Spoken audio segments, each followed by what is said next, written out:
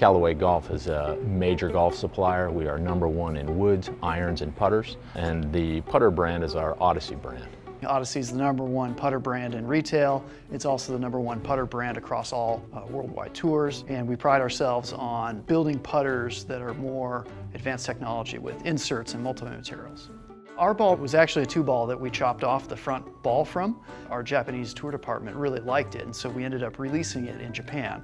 There were some aspects of the design we wanted to take further, particularly in the area of sound. We came up with several designs, but we were unable to manufacture. And that's where we started a collaboration with GE. They're building parts now for their jet engines, and if it can fly in a jet aircraft, it probably can be just fine for golf. GE is one of the world's most sophisticated end users of additive manufacturing, and we're working together to find a way to increase the performance of Callaway products using additive. They're experts in their field already. What they need help with is designing for additive, and that's kind of where we come in. You can really create any shape. Your primary constraint is really, can I grow it without supports?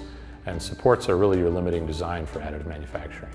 You can use topology optimization to really only put material where it needs to be. We are allowed to literally change the performance of the product and create this pleasingly different shape that has a more generative design look to it.